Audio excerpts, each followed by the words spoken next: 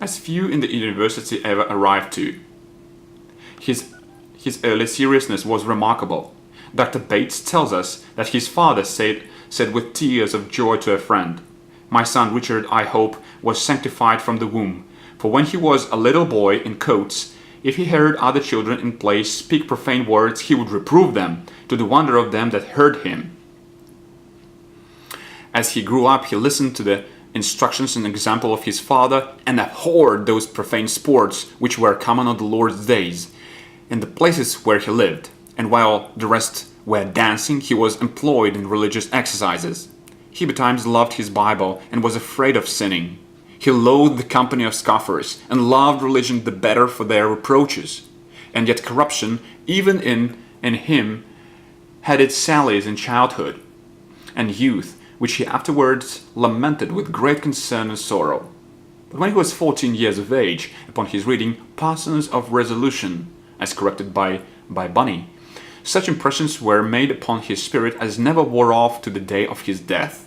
His bodily weakness kept him afterwards very solicitous about the state of his soul. He read all the practical treatises he could meet with, in order to his discretion and satisfaction, and yet was long kept with the calls of approaching death, as it were, at one ear, and the questionings of a doubtful conscience at the other. The exercise of his spirit was very pressing for a great while, till at length it pleased God to quiet him by giving him a probability of the safety of his estate, though he had not an undoubted certainty.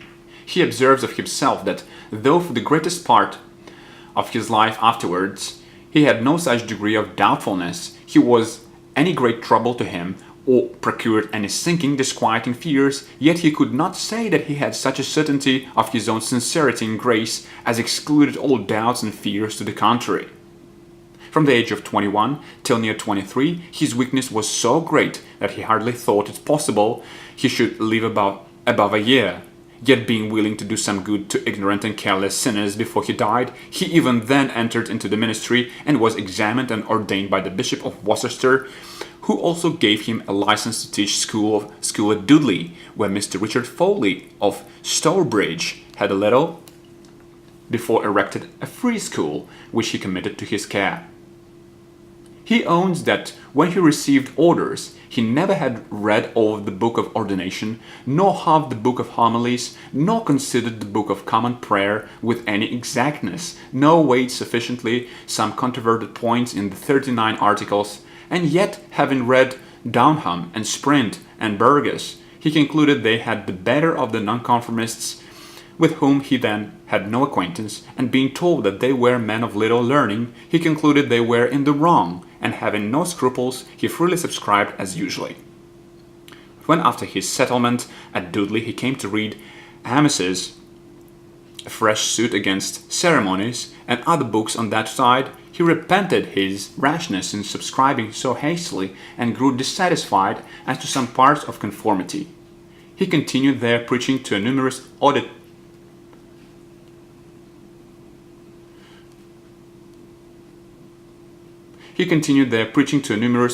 with good success for about 3/4 of a year, and then removed to Bridgnorth in Shropshire, where he became assistant to Mr. William Madstard. This removal was the more agreeable to him, because the place being privileged from all episcopal jurisdiction except the triennial visitation of the Archbishop, he was the less in danger of being put upon any part of conformity that he then scrupled. He never baptized with the sign of the cross, nor wore the surplice, being not satisfied as to either, and yet came into no trouble. And his first coming hither he was an instrument of the conversion of several to God and a holy life, but was not afterwards so successful here as in other places.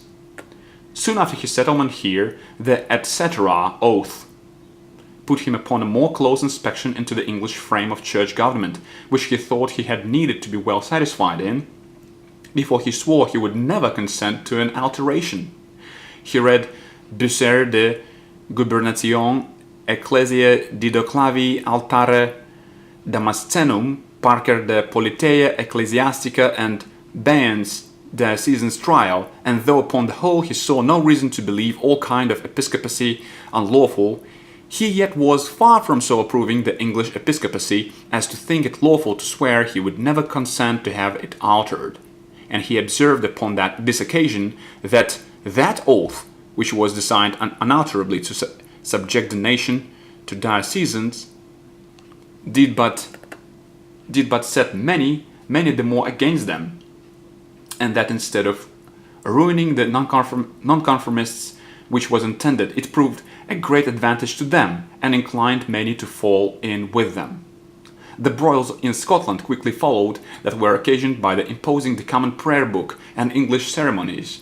There were great tumults there, and the design was to subdue that nation by force, and at the same time there were great dissatisfactions in England upon the account of ship money and other impositions that were reckoned illegal. The Scots entering into England, there was a form of prayer to be used against them in all churches, printed by the bishops, though there was no command of the king for it. Mr. Baxter would not use it, at which some were disturbed. The long Parliament, upon its being opened, fell directly upon a reformation of church and state. Among other things that were determined, a committee was soon appointed to hear petitions and complaints against such as were scandalous among the clergy. Amongst other complainers, the town of Kidderminster in Worcestershire had drawn up a petition against their vicar and his 2 curates as insufficient. The vicar was rather for compounding the business than suffering the petition to be presented. The living was worth near £200 per annum, out of which he offered to allow £60 per annum to a sufficient preacher to be chosen by 14 trustees. They hereupon unexpectedly invited Mr. Baxter to give them a sermon, and upon hearing him, unanimously chose him to be their minister. He accepted their invitation and settled among them, making this observation: that among all his changes he never went to any place he had before designed, or thought of, but only to those places he never thought of till the sudden invitation did surprise him. He spent 2 years at Kidderminster before the Civil War broke out, and about 14 years after, and yet never touched the vicarage house, though authorized by an order of Parliament. But the old vicar lived there without molestation. He found the place like a piece of dry and barren earth. Ignorance and profaneness as natives of the soil were rife among them. But by the blessing of heaven upon his labor and cultivating, the face of paradise appeared there in all the fruits of righteousness. At first, rage and malice created him much opposition, but it was soon over, and a special divine blessing gave his unwearied pains among that people and unexpected success. On a day when they had in that town a yearly show, in which they walked about the streets with the painted forms of giants, he was one part of the game of the rabble. Having preached the doctrine of original sin, many railed at him and represented him as saying that God hated and loathed infants. Thereupon, he next Lord's Day returned to the same doctrine again, and told them that if their children had no original sin, they had no need of Christ, or of baptism, or of renewing by the Holy Ghost. And after that they were ashamed and silent. Another time, one of the drunken beggars of the town reported that Mr. Baxter was under a tree with a woman of ill fame. He got some that spread this report bound to their good behavior, and then he that raised it confessed in court that he saw Mr. Baxter in a rainy day stand on horseback under an oak in a thick hedge, and the woman mentioned standing for shelter on the other side the hedge under the same tree, though he believed they saw not one another. They all asked Mr. Baxter forgiveness and were released. At another time, when the Parliament's order came down for demolishing all images of the persons of the Trinity, the Virgin Mary, etc., in churches or crosses in churchyards, the churchwarden of the town being about to take down a crucifix upon the cross in the churchyard, the drunken crew took the alarum